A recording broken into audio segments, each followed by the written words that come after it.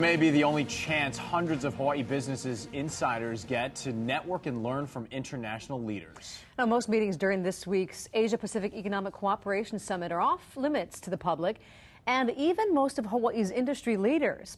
But a sister symposium is giving them a brief but valuable connection.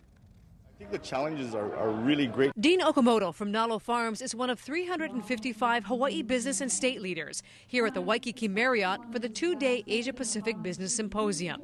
The talk, regional sustainability, clean energy, food safety, and international trade, an area he knows could help, not hurt, his business if they play it smart. We deliver items that are different from what's being imported, and that's what I think our farmers have to realize, is that we have a lot of big pluses in what we do here, and we need to capitalize on those pluses, and that way we stave off competition. For some, it's their only chance to meet with visiting APEC delegates from around the world.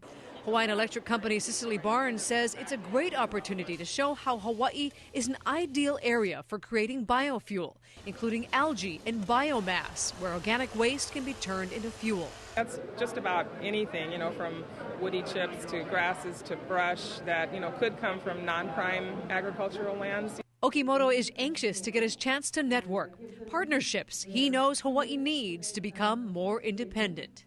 Because we're an island state, I think we have to be a lot more collaborative between industries and in growing all of our sectors of our economy.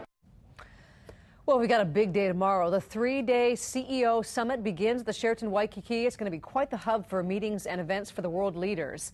U.S. Secretary of State Hillary Clinton will be in town, also at the Sheraton and the East-West Center, as well as the Convention Center. So will Treasury Secretary Timothy Geithner and Trade Representative Ron Kirk. On top of that, more world leaders will also be arriving at Hickam Air Force Base, so give yourself ample time if you need to be on those roadways. With 20,000 people expected to arrive on Oahu for the APEC summit, the neighbor islands are also trying to showcase what they have to offer. Tonight, Big Island Mayor Billy Kanoy hosted an event at the Elks Club. Hawaii Mayor Bernard Carvalho was also there. They told me that it was an opportunity for APEC attendees, members of the international media, and other government officials to get a chance to learn about business opportunities on the neighbor islands. People who don't know about Hawaii Island, once they do know Hawaii, once they experience it and feel it, they recognize it's something special, it's something unique, and hopefully it's someplace they want to come and invest and do business. I met with people from Malaysia, Indonesia, China, and all the different countries. And so this opportunity is what we were looking for the neighboring islands as well, to see if we can bridge and connect. Mayor Kanoy says that all the best of the Big Island chefs came to prepare the food tonight. Approximately 300 people were in attendance. Well, youngsters from APEC countries also gathering this week for the Voice of the Future program. When CEOs and top finance ministers meet, groups of students and some teachers will see firsthand how international deals are done. The Voice of the Future program brings together young representatives from APEC countries to share business ideas, learn leadership qualities, and gain invaluable insight into world economies. We get our market intelligence. We get to network with these high-level CEOs, and we get to find out, what do they think of Canada's brand, and how can we bring that back to Canada to improve on our brand and also to get foreign investment to come to Canada.